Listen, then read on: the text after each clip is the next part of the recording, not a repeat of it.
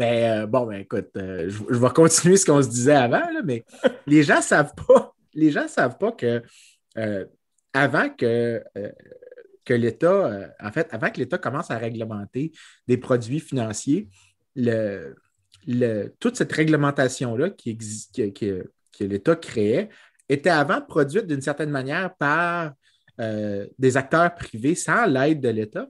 Parce que les premières transactions financières qui ont des futures ou des securities ou des actions à toute fin pratique, quand tu les vois apparaître en Grande-Bretagne, aux Pays-Bas, ça n'a aucune valeur légale. Donc, si tu te fais à toute fin pratique que quelqu'un ne respecte pas sa part de la promesse dans une offre d'achat ou peu importe la transaction qu'on a sur une promesse d'achat ou peu importe c'est quoi, tu ne peux pas faire reconnaître ton, ta propriété en cours. Ben, comment tu fais dans ce cas-là pour continuer de faire des contrats puis punir les gens qui trichent?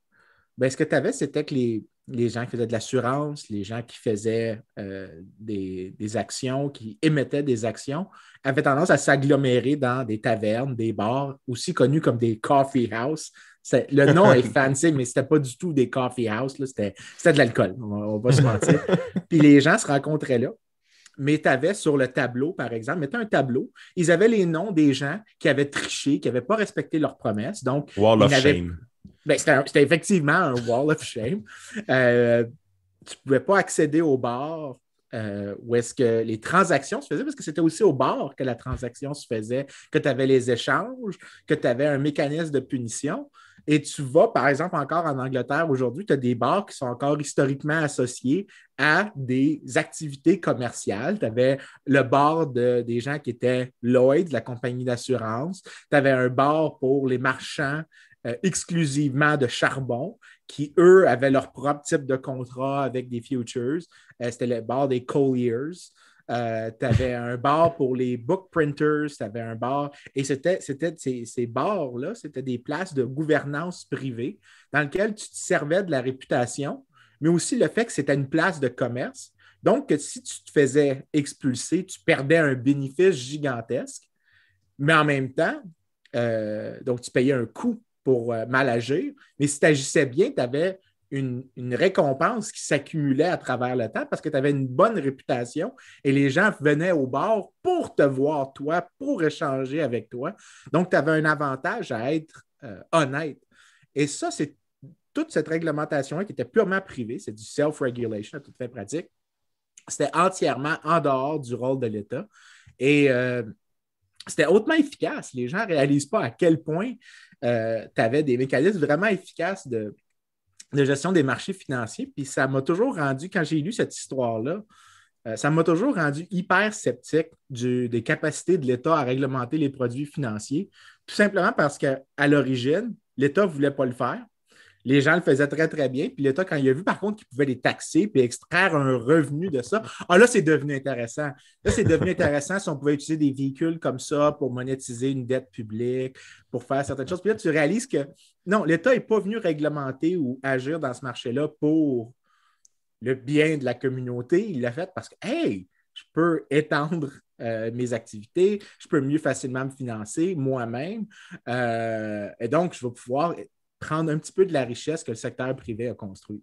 Ouais. Oui, parce qu'on le voit dans le milieu du service financier. Tu sais, oui, la portion présentement, effectivement, c'est réglementé. Il y a les permis qui sont émis, les formations, les formulaires, la paperasse. C'est énorme. Tu sais, c'est une lourdeur administrative. La beauté, par contre, c'est qu'on est quand même au 21e siècle, dans le sens que l'informatique vient nous aider beaucoup là-dedans. Là, ça a simplifié beaucoup de choses. Ça fait en sorte aussi que les gens reçoivent beaucoup de papiers et je ne crois pas qu'ils les lisent. Même si ce serait souhaitable qu'ils les lisent, ils ne les lisent pas. Mais peu importe. Seule affaire, c'est que encore aujourd'hui, tu as une partie de self-regulation qui se passe parce que c'est vraiment une business de winner take all. Il faut réellement que tu fasses attention à ta réputation pour avoir du succès. Puis, c'est ça qui me fascine un peu parce que souvent, si tu arrives, tu dis à quelqu'un à quoi ça ressemble un financier dans sa tête, ils vont s'imaginer à un crook avec un bel habit veston-cravate qui est tout le temps en train de fourrer tout le monde. C'est vraiment ça Ouais. l'image que les gens se font. Le loup de Wall Street. Oh, ouais, exactement. Là, Ce film-là est tellement plein d'erreurs factuelles. Le gars était même pas à Wall Street. Le gars était au New Jersey. Le gars, il avait un bureau, je pense que c'était Hoboken, New Jersey. Come on! Ça, là, ça, c'est les médias. Ça, c'est les médias qui se disent j'aimerais ça que l'histoire joue plus avec l'imaginaire des gens. Donc, OK, on va tweaker juste un petit peu la vérité, mais pas beaucoup, juste un petit peu pour que ça Après ça, on se vende ramasse mieux. avec les stéréotypes dans Ouais. l'industrie. C'est Et tu sais, l'enfer. là, Fait que- les gars, je vais prendre un peu la défense du cinéma. Il faut un peu mettre son cerveau à off quand on écoute des films ou on regarde des séries. Ah, parce oui. que si tu commences à regarder trop ce genre de. Tu sais, si ta référence pour savoir c'est quoi qui s'est passé pendant la Deuxième Guerre mondiale, c'est Saving Private Ryan, tu sais, tu vas être déçu là, quand tu feras un livre d'histoire après. Là. C'est pas tout à fait de même que ça s'est passé, la libération de la Normandie, puis le débarquement. Puis Mais c'est il y drôle a- que tu dis ça. Dans le film, là, c'était vraiment ridicule. Il y a une madame qui a découvert que les 3 frères sont morts. Puis elle était capable de prendre les lettres, de les amener au général en chef, qui était Marshall, puis il montre la scène. Parce que je l'ai réécouté il y a comme quelques mois. Puis elle l'amène au Commander-in-Chief, à toute fin pratique, de Chief of Staff, je pense. C'était, ouais. quelque chose comme ça. Mais la secrétaire est capable de rentrer dans le bureau du Chief of Staff de l'armée américaine, puis de dire il y a un gars qui est mort en Normandie. Puis, Oui. puis elle est capable d'avoir son attention, puis le gars, il est capable d'être purement empathique. Puis tu te dis, OK, regarde, j'écoutais ça, j'étais. T'as Non, callé bullshit. Callé bullshit. Je veux dire, ça serait plate parce que le reste du film est super. C'est un super beau film.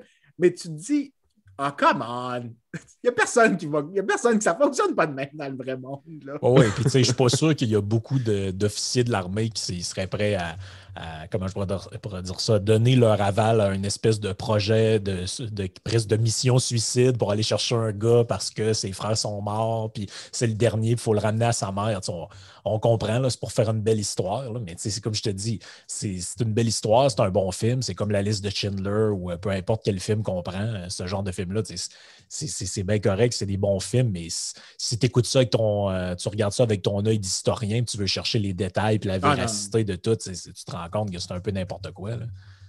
Je pense que c'est normal.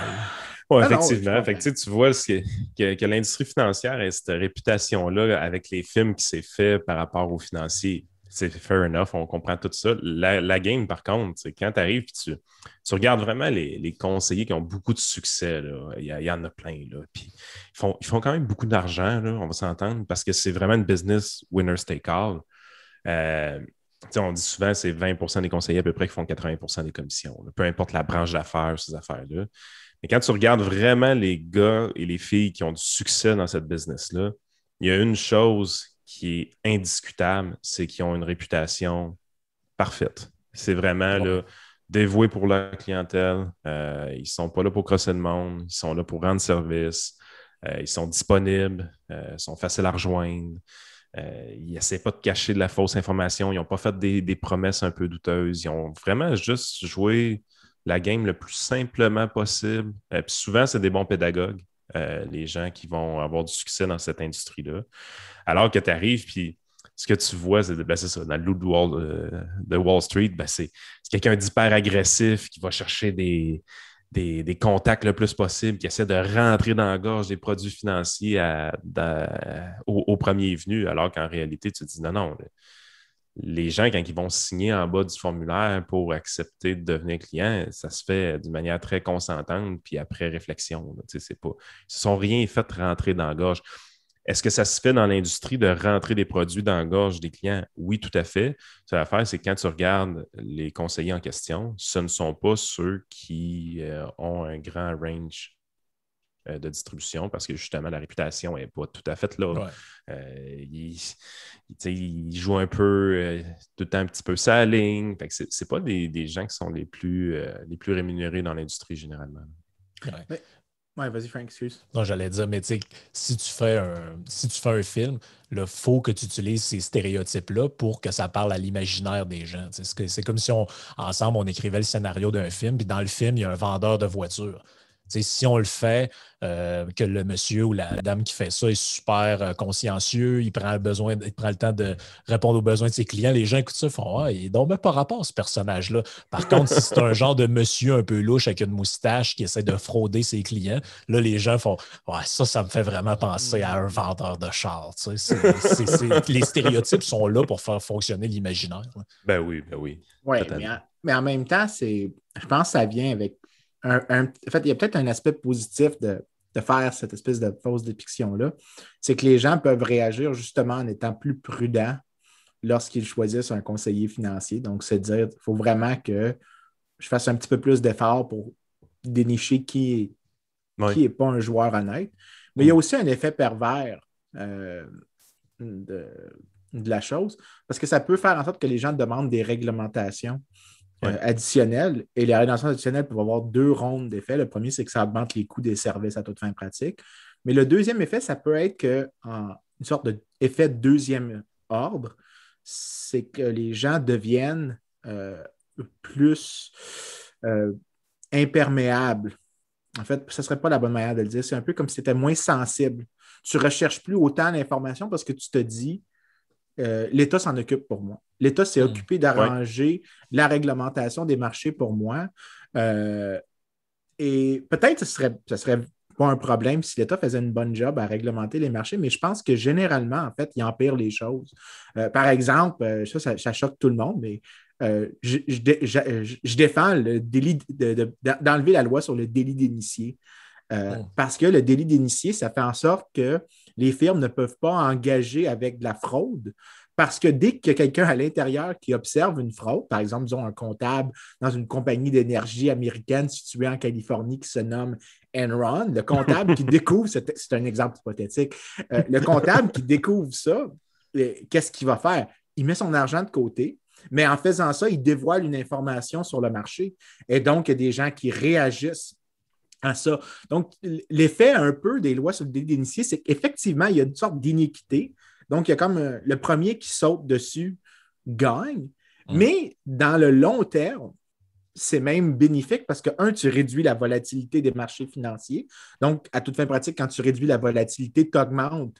Parce que la volatilité, les gens ne réalisent pas ça, mais à rendement égal en moyenne, en deux types d'actifs, tu devrais prendre celui qui a le moins de volatilité. Parce que sur le long terme, tu accumules davantage, tu as plus d'intérêts composés qui s'accumulent. Donc, la volatilité a un coût. En ayant justement l'effet de ne pas avoir des lois de délit d'initié, c'est que tu as moins de volatilité, donc tu as des rendements plus élevés. Le livre de Pierre Lemieux par rapport à ça, l'apologie des sorcières modernes. Il est fantastique. Excellent. Parce que si les gens veulent le fouiller un peu avant d'acheter le livre ou de lire le livre, je vous ai fait un petit podcast sur Pilule Rouge. Là, justement, si vous fouillez un peu sa chaîne YouTube, vous l'avez, vous avez un 10-15 minutes qui résume ce livre-là. Ce que Vincent dit là, ça va directement en ligne avec ça. Même moi, tu sais, je suis dans le milieu financier. Fait que moi, dans ma tête, un délit d'initié, tu fais jamais ça, puis c'est à faire attention, puis c'est mal, tu sais, c'est ostracisé. Puis là, j'ai lu le livre, puis j'ai vu tous les désavantages que la loi amenait. En fait, je pense que ce que le délit d'initié vient créer, c'est, mettons, on les permettait. Demain matin, là, on dit, OK, on arrête d'ostraciser les gens qui font des délits d'initié. Ce que la population générale détesterait, c'est la capacité d'enrichir une personne, peut-être d'une manière injuste dans la perception publique, parce qu'il y avait une information privilégiée, des choses comme ça. On oublie tous les effets bénéfiques, comme tu viens de dire. Un comptable à l'intérieur d'une entreprise qui voit qu'il se passe de quoi de vraiment accroche, qui se mettrait à vendre ses actions en se disant « un jour, ça va péter », qui enverrait un message au marché financier. Ou même mieux, qui prend des options. Oui, exactement. C'est encore mieux que les ventes. Aussi. Mais tu aurais vraiment quelqu'un à l'interne de l'entreprise qui est en train d'envoyer un signal au marché comme de quoi qui se passe, de quoi de pas correct là. Il en parle à ses chums. Fait que là, à un moment donné, tout le monde voit le prix de l'action commencer à baisser puis que personne ne comprend pourquoi. Bien là, les gens gratteraient plus vite la source du problème. Yep. Puis probablement, justement, que les dirigeants de l'entreprise seraient moins confortables à continuer la fraude, sachant que les marchés financiers semblent être au courant de ce qui se passe. Ouais. Mais ça, qui sont effectivement des effets bénéfiques d'un délit d'initié. C'est un peu dur à dire, mais c'est le cas. ben, on a tout scrappé ça parce que le délit d'initié amenait certaines personnes à s'enrichir selon la perspective populaire d'une manière un peu injuste.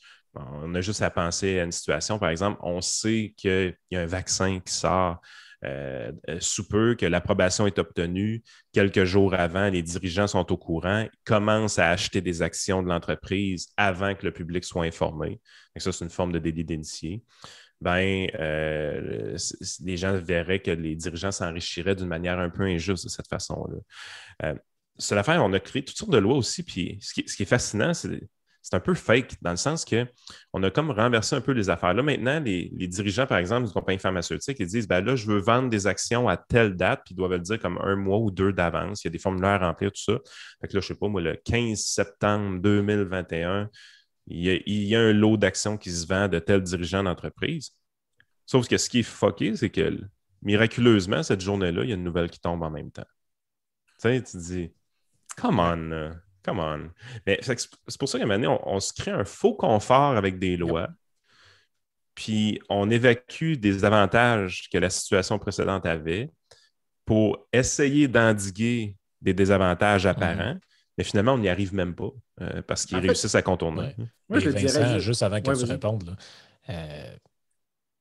j'écoute tout ce qu'on dit depuis le début, puis il y a comme un point, un genre de dénominateur commun, c'est que on dirait que énormément de gens ont peur que s'il n'y a pas de réglementation pour tout, tu as parlé des services financiers, des délits d'initiés, on pourrait parler de plein d'autres affaires. On dirait que ça vient d'où cette idée-là que s'il n'y a pas ça, les gens vont se frauder mutuellement sans arrêt? On dirait que c'est ça qui est comme en arrière de tout ce qu'on dit depuis le début. Est-ce que c'est un lien, Vincent, avec ce que tu as parlé il y a, je ne sais pas, 3-4 podcasts de ça où tu disais les études sur la confiance interpersonnelle? Est-ce que ça a une partie probablement de ça qui s'explique peut-être par ça? Il faut comprendre, il y a un truc que ça vient, c'est plus biologique qu'autre chose, c'est que biologiquement, on est tout à fait conscient qu'on a un avantage à coopérer avec d'autres personnes. Puis on est tout aussi conscient qu'il y a un avantage à tricher d'autres personnes. Donc, le fait qu'on est conscient de l'espèce de paradoxe de l'action humaine, qu'on est toujours en tension entre les deux, bien, la question, c'est comment est-ce qu'on réussit à stabiliser la coopération, parce que l'échange nous rend plus riches, beaucoup mieux que si on reste autarcique, mais comment est-ce qu'on gère la possibilité qu'on est opportuniste? Puis, en toute franchise, si tu demandes à chaque personne, est-ce que toi, tu es un opportuniste? Tout le monde va dire non. Mais en réalité, quand tu t'enlèves le voile un peu des apparences, les gens dévoilent en fait qu'ils sont prêts à tricher. Donc, par exemple, il y a un jeu qui s'appelle en théorie des jeux, c'est le dilemme du prisonnier. John Nash. Oui, mais l'affaire de ce jeu-là, c'est que les gens savent que l'équilibre, c'est de toujours dénoncer ton collègue, peu importe c'est quoi. Donc, c'est bon d'être opportuniste.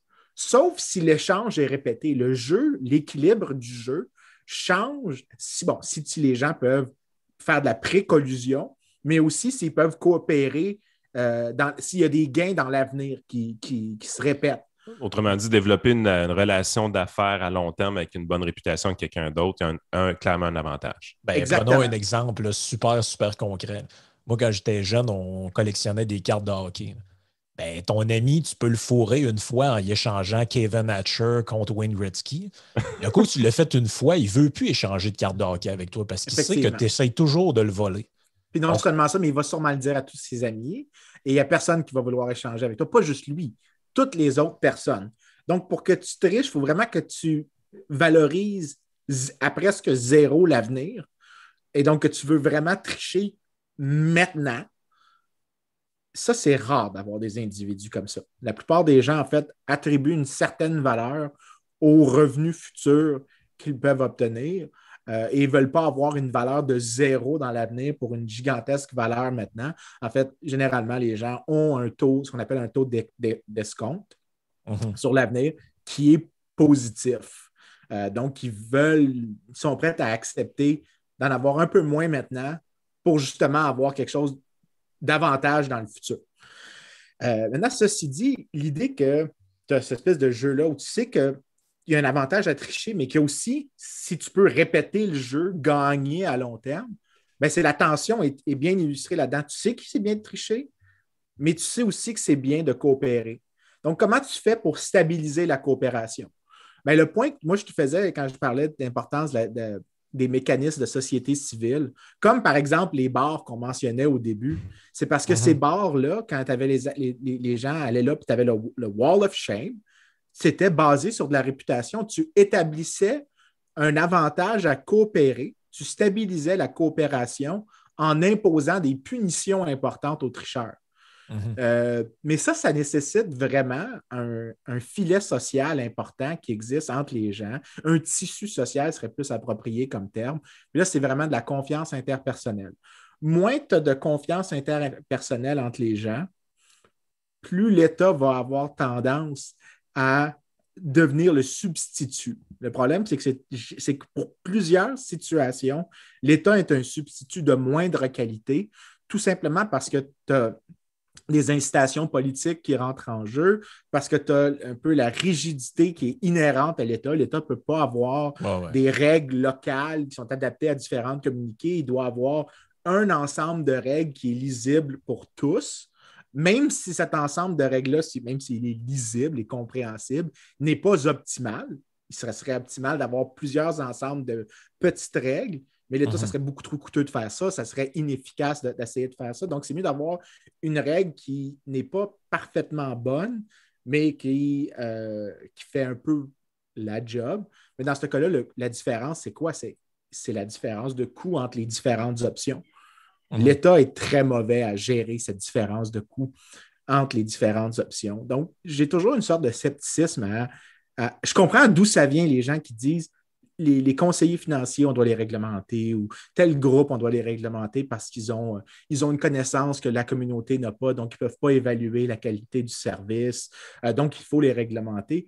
La réalité, c'est que, ce n'est pas toujours vrai que cette asymétrie-là entre ce que le client sait et ce que le producteur sait est si grande que ça. En fait, il y a souvent des mécanismes qui mitigent ça. En fait, l'exemple que les gens avaient tendance à utiliser, c'était les voitures usagées. Les voitures usagées, le vendeur, lui, il sait que la voiture ne fonctionne pas super bien. Donc, l'effet, c'est que lui va essayer de te mentir. Lui a l'avantage, il a le high ground, si tu veux. Dans un cas comme ça, lui a tout intérêt à essayer de t'en passer une petite vite. Mais en réalité, tu as le guide de l'auto, tu as des trucs en ligne. Donc, tu as des gens qui font un profit à régler ce problème d'information-là.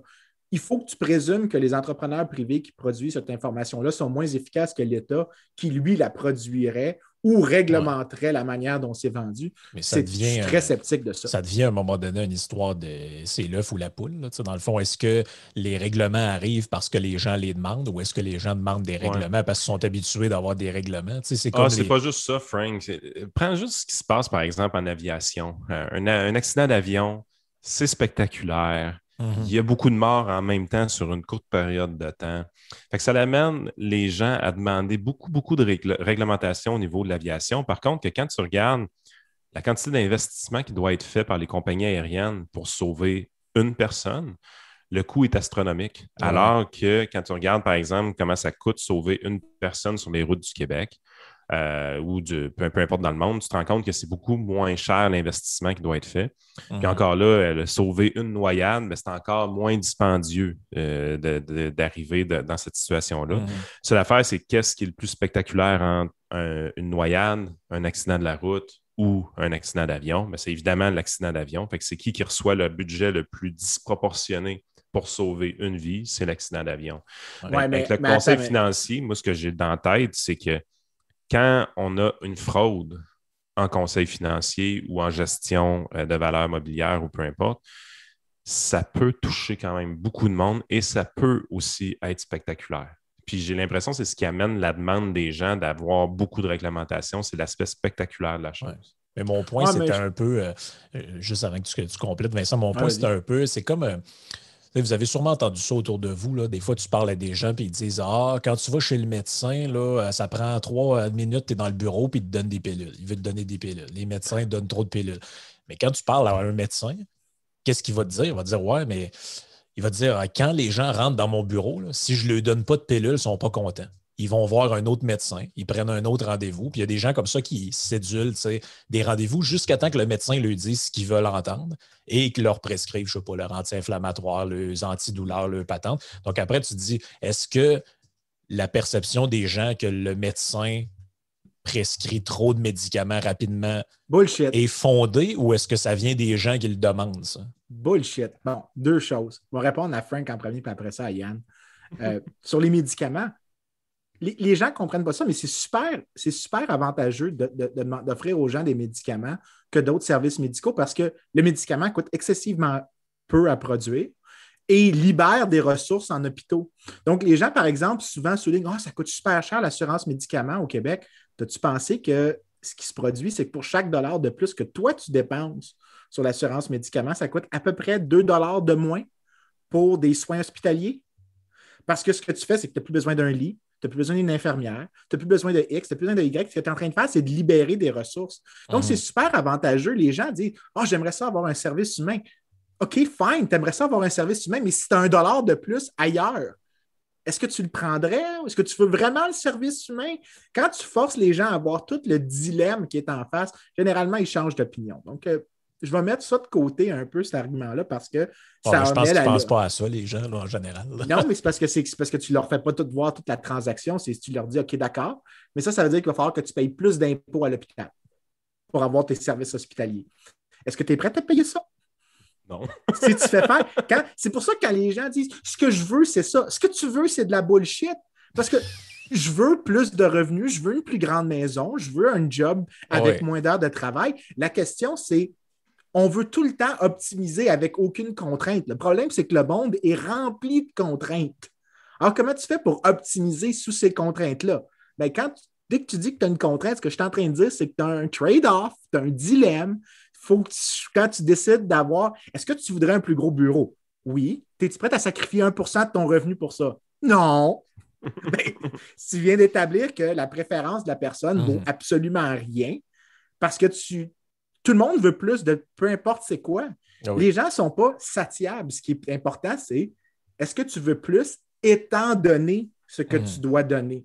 Si c'est juste que tu deviens plus riche parce que tu deviens plus productif, super, c'est sûr que tu vas en avoir plus de tout. Mais c'est pas la même chose que de dire « Ah, ben les gens veulent ça. » Ce que tu veux, c'est complètement impertinent comme information économique, tant que tu ne sais pas qu'est-ce que tu dois sacrifier. Donc, que tu dois un peu faire ton propre ordination de ce qui est important pour toi. Pour les avions, en fait, je suis pas mal convaincu que le mécanisme de Yann, peut-être ça fait que l'État répond, mais je ne pense pas que l'État cause les réductions en termes de mortalité aérienne.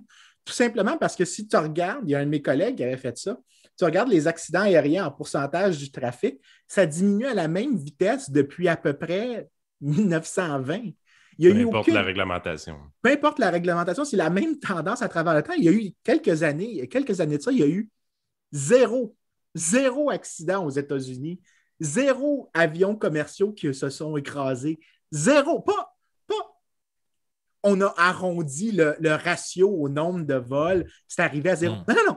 Zéro avion qui se sont écrasés. C'est tout simplement facile à comprendre de la perspective de la compagnie aérienne. Les gens perçoivent le risque comme étant important. Donc, comme ils le perçoivent important, pour la compagnie, il y a un avantage naturel à le réduire. Peut-être que ça fait que l'État veut justement essayer un peu de participer à ça en se disant, regarde, on réglemente pour faire ci et ça, pour aider. Mais la réalité, c'est que je pense qu'à la marge, les dépenses de l'État en sécurité aérienne, s'il y a un effet positif, il doit être très, très petit. Et peut-être même qu'il y a un effet négatif sur d'autres marques, parce que ça me ramène à ce que Frank disait. Qu'est-ce qu'on sacrifie? Est-ce que ça veut dire qu'on paye un petit peu plus et donc qu'on a moins de vols disponibles? Si tu disais aux gens, la chance que ton avion s'écrase, c'est 1 sur 10 millions. Maintenant, je peux réduire ça à 1 sur 100 millions pour 1 % de plus sur ton billet d'avion. Es-tu prêt à payer pour cette réduction-là?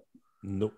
Il y a des gens qui vont peut-être dire oui, il y a peut-être des gens qui vont dire non, mais la question, c'est que quand tu dis qu'ils ont réduit, peut-être qu'effectivement, ça a réduit, mais tu ne m'as pas dit le coût économique de cette réduction-là, parce que si tu fais en sorte que, disons, les gens veulent... Ça, c'est un de mes collègues un de mes collègues soulignait cet article-là tout le temps dans son cours.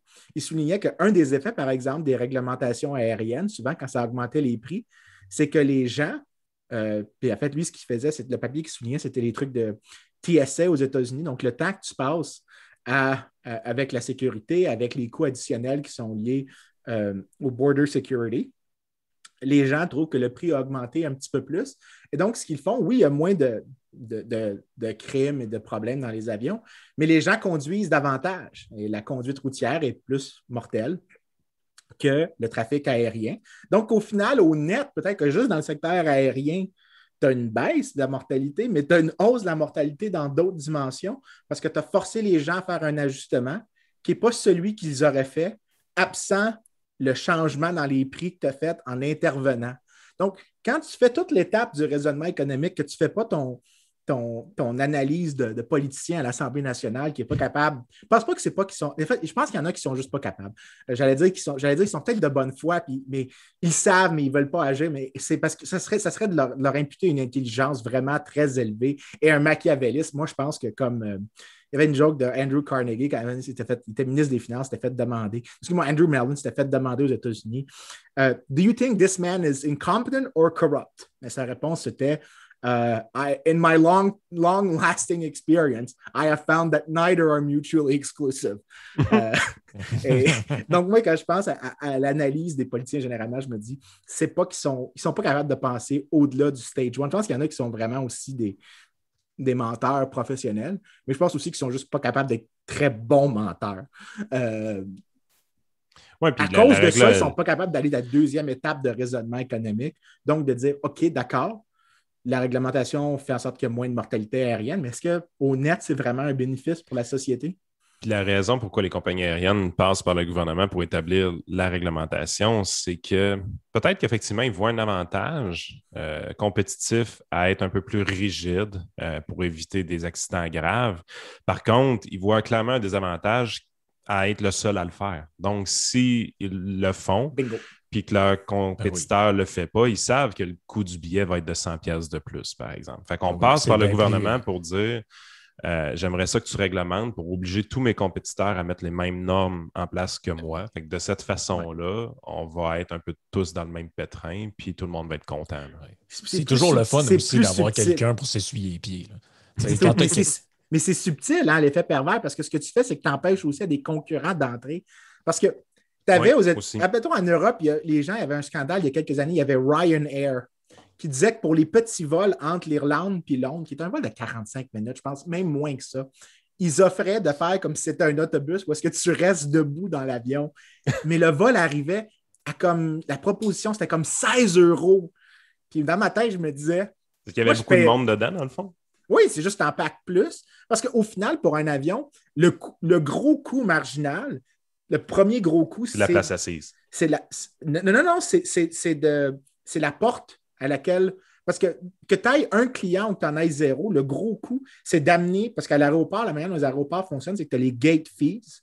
Oui. Les compagnies aériennes payent en fonction du nombre de portes qu'ils utilisent. Ton premier gros coût, c'est de te connecter à la porte. Ton deuxième coût, c'est d'embarquer un deuxième client. Mais le coût du deuxième client relativement au premier, il est presque 0. Il y a une petite augmentation parce qu'il y a plus de drag avec plus de poids. Mais au final, l'augmentation... C'est marginal. Exactement. En fait, d'ailleurs, c'est pour ça que les gens ne savent pas ça. Mais pourquoi ces compagnies aériennes, souvent, ce qu'ils font, c'est qu'ils vont mettre le prix plus bas. Puis après ça, ils vont aller à la porte et ils vont dire, pour 500 $, qui est prêt à abandonner son siège? C'est bien plus facile de mettre un prix plus bas, de s'assurer que tu remplisses l'avion, que d'essayer de figurer le prix parfait par vol, qui fait en sorte que tu le remplis et que tu maximises ton revenu. C'est mieux de charger moins cher et après ça, d'offrir. Donc, tu remplis ton avion. Puis après, tu cherches les personnes qui sont prêtes à débarquer. Moi, je sais que je me souviens que ça m'est arrivé une fois en Angleterre. C'était la veille de Noël. Je partais le 24 pour revenir au Canada quand j'étais étudiant. Ça commençait à 200 pounds. Il n'y avait personne qui voulait débarquer. Par incrément de 50, il y avait toujours personne qui voulait débarquer, puis il est arrivé à 1000 pounds. Avec le billet d'avion pour le lendemain, avec le forfait d'hôtel à l'aéroport, puis un voucher de 50 pounds. Donc, dans le temps, pour ceux qui se mettent en perspective, c'était 2100 $ à peu près qui étaient sur la table. Aïe, aïe. Moi, j'ai fait, écoutez, j'aime Noël, mais j'aime pas Noël tant que ça. C'était ma réponse. As-tu ramassé ça, toi? J'ai ramassé ça. J'ai appelé mon père. J'ai dit, je serais pas là pour... C'était sûr, c'était un économiste qui ramassait ça. Ben oui, j'étais là. Aussi, mais moi, je voulais vraiment être là à Noël. Mais à un moment donné, tu me dis 2100$. J'étais étudiant, là. J'étais beaucoup plus mince. Je mangeais du thon. Je buvais, du café sans lait. T'étais pas encore au steak and egg dans ce temps-là. Là. Non. Écoute, j'étais 75 livres plus petit. Pas pound, là, parce que ça, mon portefeuille a gagné 2100 pounds. Mais en termes de livres, le poids, j'étais vraiment beaucoup plus petit parce que je vivais avec à peu près 100 pounds par mois de dépenses de nourriture, puis c'était pas plus. Là. C'était l'époque que tu avais des cheveux en plus. J'avais effectivement des cheveux. Pour ceux qui ont ça, je pense qu'il y a 2 ou 3 de nos auditeurs qui savent que ça a déjà existé, mais je pense que tu payes ta coiffeuse dans ce temps-là. Là. Non, mais j'avais rien, j'avais une couronne, en fait. J'ai vraiment commencé à caler super tôt. Puis la raison, c'était fort simple, c'est que j'avais pas envie de me raser quand j'étudiais, parce que tout le monde s'en fout que ce que tu as de l'air pendant que tu es dans une bibliothèque. Là. C'était zéro. Là. Fait que non, je m'en foutais, mais j'étais pas beau. Là. Je suis pas beau maintenant, mais j'étais encore plus pas beau dans le temps. Ouais, puis à la limite, ton père, s'il dit ouais, mais là, c'est vraiment ordinaire. Mon père, il a compris parfaitement. Moi aussi, j'aurais fait ça. Ouais, mais admettons qu'il ne comprend pas, tu lui dis je te donne 500$, il va comprendre. Ouais, mais père entrepreneur, il devait être fier de son fils plus que d'autres choses. Ouais, mais écoute, j'en reviens toujours pas cette journée-là. Là. En fait, à l'aéroport, ils avaient un restaurant. Là. Je ne sais pas pourquoi on divague sur ça, mais il y avait un restaurant de caviar. OK. J'avais jamais mangé du caviar de ma vie. Jamais. Mais là, tu as 2100$ dans tes poches. Ben, je me suis dit, je vais me gâter. Donc, je m'en vais en fait, c'est un restaurant d'huîtres et caviar. Donc, je me dis, j'ai 24 heures à attendre. J'ai la chambre d'hôtel à côté. Je vais m'arrêter et profiter de mon temps. Donc, je m'assois. J'ai mangé pour peut-être 300$ d'huîtres, de caviar, de champagne. Je suis rentré à ma chambre d'hôtel complètement paf. Mais vraiment paf. Là. J'avais bu, puis j'étais là. Je pense que j'ai découvert comment je veux vivre le reste de ma vie. C'était incroyable. Un des plus beaux moments de ma vie, c'était cette journée-là, le 24 décembre, sous complètement gavé aux huîtres et au caviar, avec les petits Bellini, là, les petites crêpes, à Heathrow, à London. C'était magique. Tu vas finir à Moscou, man. Écoute, j'aurais dû essayer. Mais en tout cas, tout ça pour dire qu'on parlait des compagnies aériennes. Pour elles, il y a un avantage de, quand tu considères les coûts marginaux qu'elles ont, ben, elles ont intérêt parce que les coûts marginaux n'augmentent pas très vite. Ce qui est vraiment important, c'est le coût de se connecter à la porte. Si ce que tu fais, c'est que tu augmentes juste un petit peu ce premier coût initial sans changer le coût d'une personne additionnelle, parce que c'est ça que ces réglementations font, tu réduis ton nombre d'entrants dans le marché. Donc, tu as moins de firmes qui vont venir te menacer. Ouais. C'est la même chose d'ailleurs pourquoi Google ou Facebook sont super fans des réglementations. Mais quand tu regardes des réglementations qu'ils proposent, ce n'est pas des réglementations qui augmentent le coût marginal, donc le coût de produire une unité de plus. C'est toujours une réglementation qui augmente le coût fixe.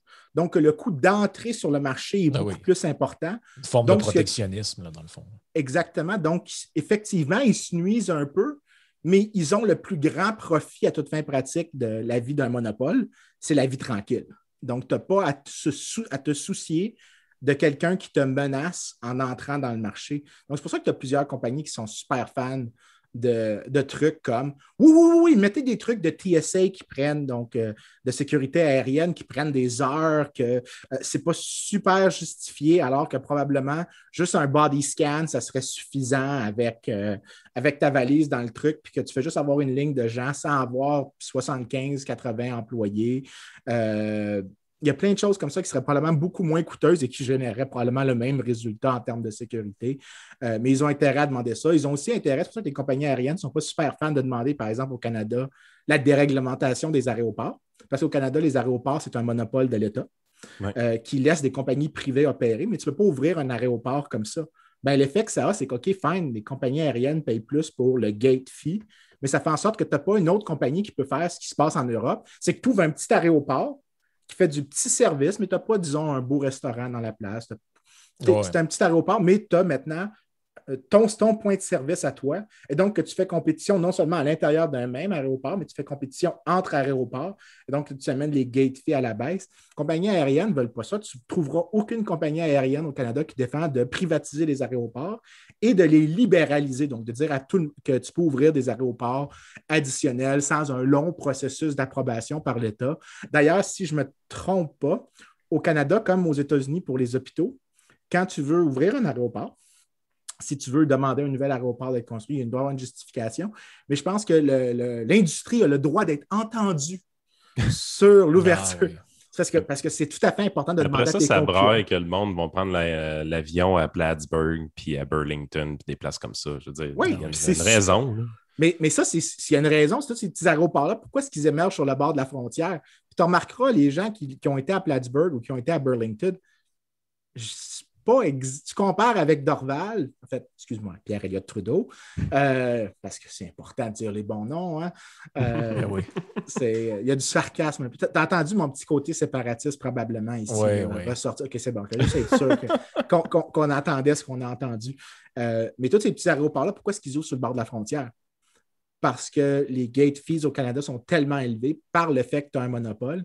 Et donc, que les gens sont prêts à dépenser davantage en essence, de prendre le risque de conduire davantage, de devoir traverser la frontière en auto, de s'imposer le coût de l'attente à la frontière pour prendre un vol qui va être 200 $ de moins. Ça donne l'idée de l'importance du coût additionnel que les gate fees représentent pour les Canadiens. Puis c'est hautement inefficace dans le sens que il n'y a aucune raison pourquoi tu ne pourrais pas avoir l'aéroport de Saint-Hubert qui devient à faire ça, ou l'aéroport de Québec qui augmente ses services, ou qui devient plus large, ou avoir Es-tu en train de dire que l'aéroport de Québec, c'est un aéroport régional? Absolument. Ça l'est tellement. Puis régional, c'était généreux. Là. En tant que Montréalais, il faut juste que je dise que je ne considère pas Québec comme une ville. Vous êtes un village. Vous êtes un petit village. Et c'est tout. Puis votre plus grand problème, c'est que vous avez l'Assemblée nationale. En fait, on devrait vous remercier d'avoir accepté d'être la capitale du Québec, parce qu'avant, c'était Montréal, et ça nous aurait assujetti à votre sort, celui d'être une capitale. Et généralement, en fait, juste pour souligner les capitales, puis ça, c'est... Là, je faisais des jokes un peu. Là. Je sais pas. J'étais en train de joker. Mais en général, les capitales, c'est des endroits qui ont moins d'activités économiques privées. Tout simplement parce que l'État évince ce secteur-là et tu as aussi moins d'activités culturelles. En recrutant les meilleurs employés disponibles, par exemple, des choses comme ça? Exactement. Donc, tu as un effet d'éviction. Il y a un papier des années 80 que j'essaie de me rappeler, que je me souviens vaguement maintenant parce qu'on en parle. Ce qu'il faisait, c'était il regardait la distance que tu avais dans des comtés aux États-Unis et de la capitale d'un État. Et ce qu'il trouvait, c'était, je ne sais pas si c'était un État, j'oublie les détails de l'étude, mais ce qui était important, c'était la distance avec la capitale. Et plus tu étais proche de la capitale, plus l'activité économique privée déclinait. Donc, c'était une espèce d'effet d'éviction qui se produisait au niveau local. Donc, être une capitale, ce n'est pas une bonne chose. Ce que tu veux, c'est être une ville qui a peu de politique dedans. Puis ça revient pas mal à ce qu'on dit tout le temps, le moins de politique qu'il y a dans la vie au quotidien, le mieux la société civile et l'activité entrepreneuriale se portent. Être une capitale, ça veut dire que toute ton activité politique est concentrée là. Donc, ça distorsionne un peu les incitations. Oui, mais s'il y a une ville où il y a de l'activité politique et de la politicaillerie, c'est bien Montréal. Je sais pas. Ben, écoutez, vous êtes quand même... C'était moins gratuit comme argument, ça, là. Ben, effectivement, mais il y a peut-être... Je suis prêt à souligner que oui, il y a beaucoup d'influence politique de Montréal, mais à la marge, les partis politiques au Québec ne dépensent pas pour convaincre des gens à Montréal. Ils dépensent pour convaincre des gens à Québec. Ouais. Parce que les comtés de Québec, les comtés de Montréal changent jamais. En fait, je suis pas mal sûr que si je regardais où est-ce que, par exemple, les partis dépensent, puis que je prenais les dépenses par comté, toute la variance se retrouverait dans la région Trois-Rivières, donc le centre du Québec, jusqu'à passer Charlevoix. C'est pas mal la zone dans laquelle je m'attends à ce que l'élasticité du vote soit tellement importante que là, le politique s'investit davantage. À Montréal, là, si tu dépenses 80 000 $ dans un comté comme Darcy-McGee, qui est le comté qui vote parfois 94 % pour le Parti libéral, dans une mauvaise année, dépenser 80 000, dépenser 80 millions, tu ne changerais absolument presque pas le résultat, tout simplement parce que c'est des comtés dans lesquels le vote est tellement inélastique que ça ne change rien. Donc, je suis pas mal prêt à défendre mon claim que Québec est beaucoup plus politique comme ville que écoute, Montréal. Juste avant d'entrer en ondes le matin, à CFX, à Rimouski, les gars parlaient, je voyais de quoi ils discutaient. Puis, bon, dans le comté de Rimouski, Harold Lebel s'est fait éviter. Il est sorti, je pense qu'il était dans le PQ. Une affaire d'agression sexuelle. Ouais. Ouais, c'est ça. Il faut qu'il passe en cours et tout ça. Fait que c'est pas réglé ce dossier-là, évidemment. Bon, on parle de peut-être fausse accusation, peut-être c'est vrai. C'est de la politique, là. Ça ne m'intéresse pas. Mais c'est un comté péquiste, très péquiste, Rimouski, dans ce coin-là. Puis, la discussion des... Puis encore là, tu sais, beaucoup de fonctionnaires dans cette ville-là. La discussion que les gars avaient, c'était, ben là, il faudrait peut-être arrêter de voter pour le PQ parce que, le parti s'en va nulle part. Puis oui, Pascal Bérubé, on l'aime beaucoup parce qu'il a une très bonne réputation dans le Bas-Saint-Laurent, Pascal Bérubé. Sauf que là, à un moment donné, ce serait bon de voter du bon bord. Il faudrait être dans le gouvernement de temps en temps. Ça serait n'aura jamais ça à Montréal. Ouais, ça, c'est très région. Très, très région. Moi, je viens d'une place où tout le monde pense de même. Oui, exactement. Fait que, de voter du bon bord, de gagner l'élection, de s'assurer d'avoir des investissements dans son comté, dans les stations de radio régionales, c'est des vraies discussions qui ont lieu. Puis c'était pas juste un addon un matin, c'est quelque chose qui revient assez de manière récurrente dans ces places-là. Parce que justement, leur vote n'est pas nécessairement garanti à un seul parti politique. Oui. En région aussi, tu as le phénomène, il faut que la personne soit connue. Si tu n'es pas connu, là, parce que des fois, l'appartenance à un parti n'a pas nécessairement de rapport. Là. Moi, dans le comté où j'étais, quand j'habitais au Lac-Saint-Jean, tu avais Denis Lebel des conservateurs au fédéral, puis tu avais Denis Trottier du PQ au provincial. C'est le même monde qui ont voté. Il n'y a pas de... Puis le point en commun qu'il y avait, ces deux-là, il y en a un qui était maire de Roberval et l'autre était maire de je ne sais plus trop où. Dolbeau. Genre. Oui, je pense que c'était Dolbeau, Lebel. Quelque chose comme ça, mais oui. Fait que c'est comme ça que ça fonctionne là-bas. Là. C'est pour ça que les grands discours, les grands trucs idéologiques là, en région, c'est... si tu es maire de Roberval, tu peux te présenter pour le parti Rhinocéros, ça peut marcher pareil. Là. Ben écoute, tu dis ça, puis ce que je pense, c'est comment est-ce que le Saguenay, c'est comme la région souverainiste au Québec. Mais tu as toujours une élection, là, tu as toujours un libéral qui réussit à passer.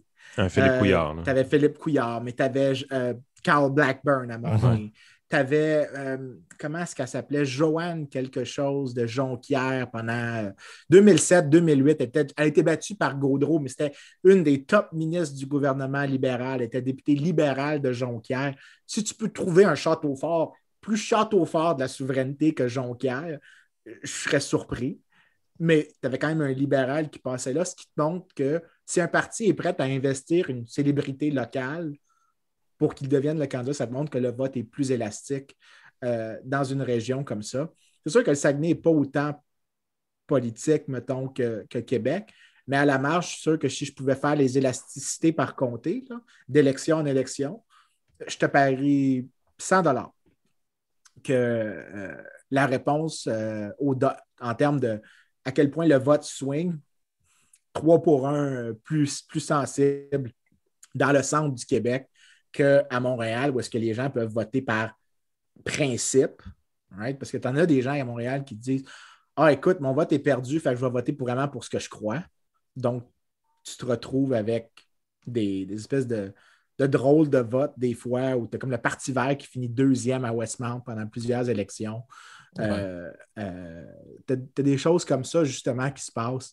Donc, je suis prêt à te défendre que ton vote à Québec est beaucoup plus sensible, justement parce que c'est une ville si politique que ça. Probablement aussi pourquoi il y a plus d'extrêmes à Québec, que tu as tant des gens qui sont hyper politiques, que tu as des gens hyper anti-politiques parce qu'ils côtoient et donc sont plus hostiles. Donc, pour moi, ce n'est pas tant une surprise, par exemple, que Radio X poigne autant à Québec parce que tu as cette tension-là qui est évidente presque dans la vie quotidienne. Oui, puis même, tu l'as... En fait, quand tu regardes même les chiffres de Radio X comme il faut, tu vas te rendre compte qu'un sondage central versus un sondage de la grande région, c'est pas pareil. Ce qui est très central, ce qui est très populaire central, c'est Radio-Canada. puis tu es dans une portion de la population qui travaille beaucoup plus pour l'État dans le centre-ville. Puis quand tu arrives dans la banlieue de Québec, puis rajoute la Beauce, Trois-Rivières là-dedans qui sont sur le territoire de Choix aussi, ben là, Choix Radio X va passer la gratte parce que tu vas avoir plus les gens qui sont de l'entreprise privée, mais qui voient le gouvernement. Ils voient les fonctionnaires, ils voient ce qui se passe. Donc, il y a une tension qui est réelle. Autant que le centre-ville de Québec peut être très syndicaliste, par exemple, que l'extérieur de ce centre-ville-là va être très anti-syndicaliste. Mais il n'y a pas beaucoup de modération entre les deux groupes. Puis ce qui fait que le paysage de Québec, je pense, c'est probablement le territoire politique qui devient le plus défini selon les nouveaux paramètres québécois. Les anciens paramètres étant souveraineté fédéraliste, les nouveaux paramètres étant plus liberté économique puis centralisation du pouvoir. Mais je pense qu'il va y avoir une place au Québec qu'on risque d'avoir un élu conservateur avec des Québec solidaires, puis ça va être à Québec. Ça me surprendrait vraiment pas, ça, clair. en fait. Je suis pas mal sûr que, soyons honnêtes, je pense que d'ici la prochaine élection, il y a tellement de choses qui peuvent se passer. Et je serais même pas surpris que ça finisse avec François Legault sans plus sièges même. Ah, c'est fort possible. Je ne serais pas du tout surpris, étant donné le manque d'organisation incroyable. En fait, tu peux pas. T'écoutes le Parti libéral, le PQ, QS, ils ont tous l'air de chercher de l'oxygène. QS étant le moins pire des trois. Ben, étrangement, je te dirais que eux ont eu l'espèce de mérite avec la crise où est-ce qu'ils ont été pas mal cohérents. Ils n'ont pas l'air d'avoir eu des contradictions. Ils n'ont pas eu de la difficulté à se tailler une place qui était proportionnelle à leurs appuis. Et non seulement ça, mais ils ont fait preuve quand même d'une certaine cohérence parce que ce sont les seuls qui ont demandé à ce qu'on arrête la reconduite du couvre-feu par décret, par rencontre au Conseil des ministres, que ça devienne un élément sur lequel la Chambre votait. À toute fin pratique, en fait, le parti qui a été le plus démocrate pendant la crise, malgré ce que je pense qu'ils ont des pulsations autoritaires un peu, c'est Québec solidaire qui quand même a été là-dedans une voie démocratique assez stable. J'étais vraiment surpris de ça parce que j'aurais pensé que les libéraux me seraient attendus vraiment à mieux de leur part, sérieusement. Moi, je suis pas d'accord pour QS. Là. Je trouve que c'était... Non, mais une horloge brisée a raison 2 fois par jour. Hein? Ouais. Non, mais je suis pas d'accord avec eux autres, mais je veux dire, moi, je pensais qu'ils allaient aller bien plus loin que où ils sont allés. Écoute, quand tu es prêt à faire un débat de société sur est-ce que j'ai le droit de mettre mes bottes à cap et ma tuque à l'Assemblée nationale pour briser les conventions et l'ordre établi, puis quand tu es prêt à faire comme débat, est-ce qu'une députée a le droit d'allaiter son bébé à la Chambre bleue? Ben, je pense que rendu là, tu es supposé de remettre un peu plus sérieusement en question des trucs qui ont attrait, comme tu dis, à des droits démocratiques fondamentaux. Là-dessus, je te l'accorde sans mélange. OK. Frank a fait un bon argument. Je vais concéder que c'est vrai que... En fait, c'est peut-être que Frank était plus optimiste que moi je le suis. Donc, moi, j'étais toujours la barre tellement basse et que je demande si peu pour être satisfait et que généralement, ça n'arrive jamais quand même. Frank, il dit, je m'attendais tellement à mieux. Donc, moi, c'était, écoute, ils ont réussi à clairer la barre la plus basse possible. Donc, OK, fine. Frank était juste beaucoup plus optimiste. Je m'attendais, je sais pas si c'est de l'optimisme, mais je m'attendais à moins je m'attendais à moins de consensus de leur part. Tu sais, quand tu es habitué à avoir des gens qui passent leur vie là, à nous dire que le gouvernement, c'est ce qu'ils font, c'est épouvantable, c'est juste pour avantager le 1%. Puis, à chaque fois... à la limite, juste le renouvellement de l'urgence sanitaire qui leur permet de faire des contrats de gré à gré comme ils veulent. Je veux dire, il me semble qu'avec des équipes de recherche qu'ils ont, il y aurait du matériel dans leur cours pour s'amuser, pour être anticapitalistes s'ils voulaient. Ouais. Je pense que ce qui les a fait tilter, c'est l'histoire des sans-abri. Ça a été le début de la fin. Là. Quand le Legault a dit non, je pourrais me déguiser en sans-abri, moi, puis ils ne sont pas exemptés du couvre-feu, là, ils ont commencé un peu à se réveiller. Puis à dire, c'est un peu arbitraire, ça, le couvre-feu. Puis tout, ça a vraiment été un élément, je pense, déclencheur. Mais avant ça, il était complètement gaga. Je pense que les partis politiques, présentement, ce qui les amène à être dans cet état de léthargie-là, c'est qu'ils voient encore le risque d'une mauvaise couverture de la presse comme étant trop grand. Donc, s'ils sont un peu trop wild, on va faire une motion à l'Assemblée nationale qui demande le retrait de l'urgence sanitaire si on atteint certains seuils. Puis, on donne plein de portes ouvertes au gouvernement pour s'en sortir.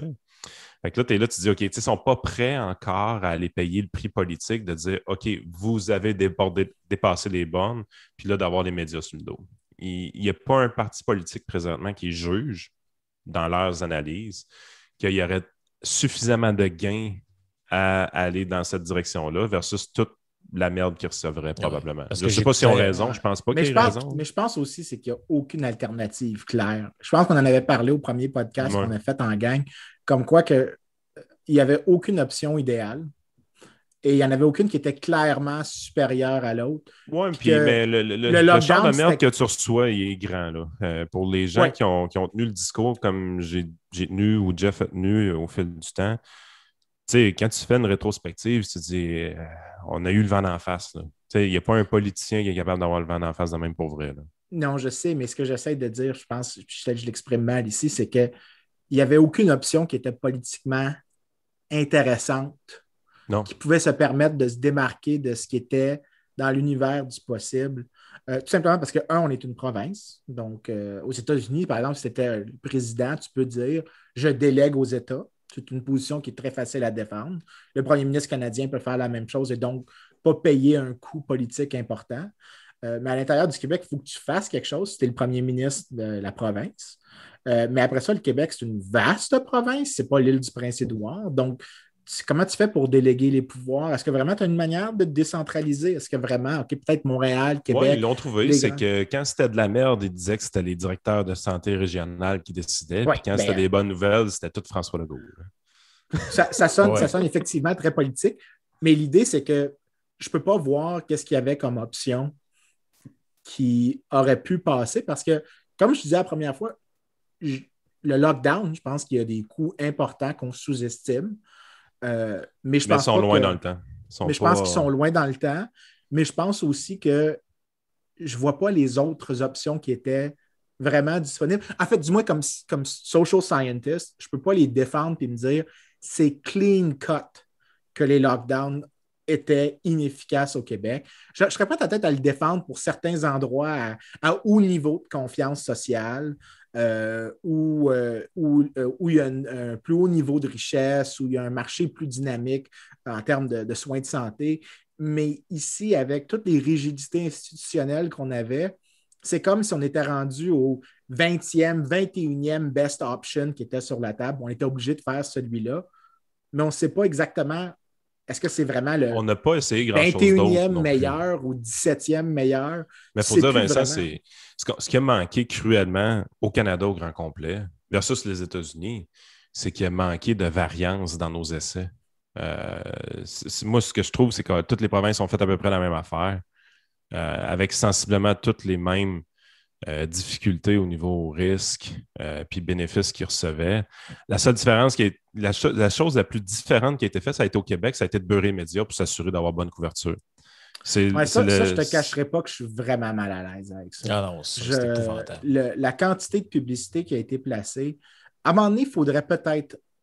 j'espère qu'il y a un examen de conscience qui va se faire dans les médias, comme quoi que éventuellement, tu ne peux pas être simultanément le critique de ton Vincent, financier. Il ne sera pas l'examen de conscience. Regarde ce qui est en train de se passer présentement. Non, j'ai dit je souhaitais. Oui, je sais. Mais là, tu vois, la stratégie est clairement bien établie. Je veux dire, la raison pourquoi on s'est mis à utiliser le mot féminicide beaucoup est fort simple. Là. Puis on le voit très bien. C'est que là, on s'est mis à les compter, on s'est mis à taper ce clou-là énormément et on commence déjà à voir apparaître les budgets publicitaires du gouvernement. Les médias sont en train de se dire, OK, au fur et à mesure qu'on va avancer dans le temps, ça va être difficile d'obtenir des budgets publicitaires pour la COVID. Il faut donc créer d'autres problèmes sociaux parce que, je veux dire, des femmes qui sont battues à mort, c'est pas commencé en 2021. Ça existe depuis un temps. Là. Sauf que là, on met le focus là-dessus pour débloquer des budgets publicitaires. Puis là, ça va être toutes sortes d'enjeux de même de société qui vont être faits. Moi, j'ai l'impression qu'ils vont tenter de reproduire le pattern pour obtenir ces budgets publicitaires-là. Puis j'ai vraiment l'impression que ça va fonctionner, honnêtement. Je ne vois pas ces budgets publicitaires-là diminuer beaucoup dans le futur parce que, écoute, ça a fait l'affaire de tout le monde, là, autant médiatique que politique. C'est la seule réponse que je peux te donner. C'est un long soupir. Parce que ce l'est malaisant. C'est hautement malaisant. Je ne suis pas capable. Peut-être c'est rare que je suis idéaliste, mais un idéaliste, c'est qu'une presse est non seulement indépendante parce qu'elle n'est pas censurée, donc il n'y a pas un bureau du censeur comme tu avais au Québec dans les années 40-50, mais elle est vraiment factuellement indépendante dans ses incitations. Ses incitations ne sont pas liées à celles qu'elle critique, ou du moins le moins possible, parce que c'est impossible d'avoir une pure indépendance. On comprend que dès que tu as quelqu'un qui te finance, tu dois faire une sorte d'échange, mais même là... Il va toujours avoir une relation amoureuse entre un journaliste à quelque part et un politicien, des affaires de même. Mais je parle même en termes juste des fois, parce que c'est pas vrai que tu peux critiquer quelqu'un qui fait de la publicité dans ton journal si facilement. Right? Non, c'est très rare que tu vas le faire. Donc, tu as toujours une incitation, mais c'est quelque chose que tu devrais constamment chercher à minimiser. Pas quelque chose que tu devrais essayer d'augmenter. Tu devrais toujours trouver une manière d'avoir les mains les plus libres possibles comme journaliste.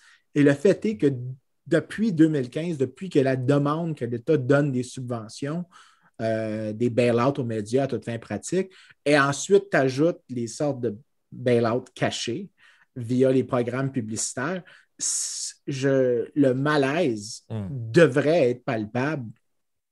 Soit ça va s'exprimer par une migration vers d'autres plateformes, je le souhaite. Mais j'espère que les plateformes vont être de bonne qualité. Là. Je veux dire, j'espère que le substitut, ce n'est pas Alexis Cossette-Trudel. Pour l'instant, c'est ça qui s'est passé quand même. C'est ça le problème. En être conscient, c'est ça la peur que j'ai, c'est parce que le coût fixe de fonder un média est tellement important que si tu es pour le fonder, il faut que tu le fasses pour des gens qui sont plus extrêmes et qui sont plus sensibles. Puis malheureusement, ça veut dire des extrémistes, des gens qui sont prompts à la théorie du complot. Ça serait beaucoup mieux soit de déréglementer, d'enlever toutes les barrières à l'entrée dans la production de contenu culturel, ou bien d'enlever les subventions au complet. Sinon, les deux en même temps, il faut que tu t'en passes. Ça n'a pas besoin d'être mutuellement exclusif. Mais le bout des subventions n'arrivera jamais. Les barrières à l'entrée, les technologies aident, mais tu vois vraiment que, en fait, l'appât du gain facile vient toujours un peu défocuser un peu. Tu sais, je regarde ce que Benjamin Tremblay fait avec 7 jours sur Terre. Ça fait un petit bout que je n'ai pas écouté ses affaires et tout ça, mais tu vois que le niveau de professionnalisme est quand même assez élevé, assez rapidement. Il y a de la recherche qui se fait, qui est bien faite. Fait que, tu sais, ce que lui a fait, je trouve que ça va vraiment dans la bonne direction. Ce que nous, on essaie de faire, je pense que ça va dans la bonne direction, mais on le voit, hein, l'attrait, là. Tu sais, je peux arriver puis virer anti-vax demain matin, puis je quadruple ou je quintuple en claquant des doigts les revenus de la chaîne YouTube. Puis très, très, très facilement. Là. J'ai aucun intérêt à faire ça. Je tiens beaucoup trop à ma réputation puis à ma crédibilité pour faire des conneries de même. Puis c'est pas ma source de revenus principale. Mais le chemin pour aller vers un média crédible qui produit du bon contenu avec des bons revenus pour être capable d'avoir du personnel puis un payroll, il est extrêmement ardu, pareil encore. Là. Le problème fondamental du Québec est toujours le même, c'est qu'on est 8 millions. C'est difficile de rentabiliser. De percer sur un petit marché comme ça. Exactement. Puis, alors que quand tu arrives, tu vas aux États-Unis, par exemple, puis tu regardes n'importe quel podcast, tu sais, oui, il y a Joe Rogan, tout ça, les chiffres sont démesurés. Mais de créer un auditoire de 30 à 40 000 aux États-Unis, c'est beaucoup plus facile quand ton marché potentiel, c'est 330 millions. Là. Ouais. Non, c'est sûr que si on est aux États-Unis, on fait le même podcast, le même genre de patente en anglais. Très rapidement, tu peux te ramasser à 25, 30, 40 000 followers de ta chaîne. Chaque vidéo, on peut faire 20 000 vues, puis tu génères quand même des revenus plus facilement, ça c'est sûr. Mais tu sais, l'histoire que tu disais, Vincent, là, sur tu ne tapes pas sur la main qui te nourrit. Là, c'est un peu ça. Là. Mais c'est drôle qu'il y a des gens qui n'ont pas l'air à réaliser ça. Mais mettons que nous autres, là, mettons que le podcast, on trouvera un commanditaire. Je ne sais pas, on est commandité par la Cage au Sport. Ben, si toi, tu arrives, Vincent, dans le podcast, tu dis hey, je suis allé à la cage au sport hier, c'était pas mangeable, ben, je vais le couper, ce bout-là, au montage. Là, parce que tu ne peux pas dire à la cage au sport ouais, vous nous donnez de l'argent pour commanditer le podcast, mais il y en a un dans nous autres qui tripe sa brisket puis il trouvait qu'elle n'était pas mangeable, la vôtre. Là. Fait que, je vais le couper, ce bout-là. Mais évidemment que si le gouvernement il gave de publicité, tu ne commenceras pas à tous les jours à taper dessus. C'est évident. Il me semble que c'est évident. Mais je pense qu'il y a une grande différence entre. Parce que c'est vrai que les médias ont un biais par vertu de leur publicitaire privé. Oui. Mais le biais a une sorte de contrebalancier par lui-même parce que tu as d'autres sources de revenus qui peuvent être accessibles. Tu as d'autres publicitaires auxquels tu peux avoir accès. Tu peux en sacrifier un de temps en temps si ça ne fait pas son affaire. Exactement. L'État, par contre, lui, il y a l'espèce de double tranchant. C'est que, un, son flot est beaucoup plus grand. Mais deuxièmement, lui aussi peut, après, il y a d'autres moyens que lui peut te punir. C'est pas juste qu'il te. Si demain matin, toi puis Frank, on souligne que les wings de la cage sont absolument immangeables, elles sont bonnes, soit dit en passant, mais mettons qu'on prenne cet exemple-là. Non, moi, j'aime beaucoup la cage au sport, franchement. S'ils veulent nous commanditer, j'ai pas de problème, surtout s'ils offrent à chaque podcast des ailes de poulet gratuites. En fait, pas gratuites, prix zéro, parce que ça n'existe pas pour les économistes gratuits. On parle de prix zéro, je serais tout à fait content. Mais si, disons, je disais cette fausseté à propos de la cage au sport, que les wings ne sont pas bonnes, qu'est-ce qu'ils peuvent faire? Nous retirer la publicité, ça se termine là.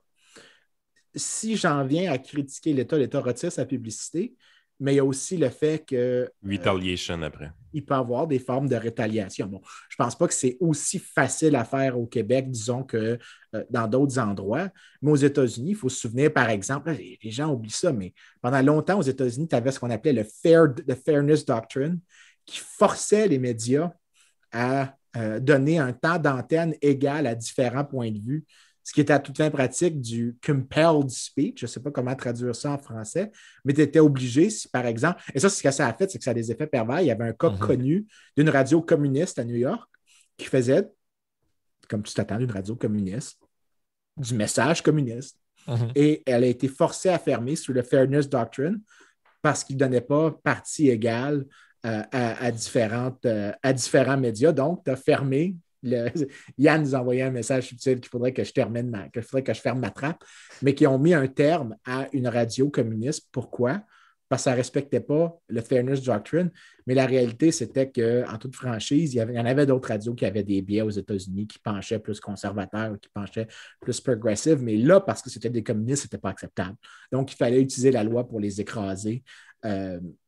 Et donc, la critique de l'État venait avec une rétaliation. Si c'est possible dans des pays comme les États-Unis, ce n'est pas impossible ici. Donc, le malaise devrait être là pour les journalistes, de dire que tu devrais garder 2 perches et demie de distance avec le politique, que même, pas juste en apparence, mais aussi que toi-même, tu ne t'exposes pas au risque d'avoir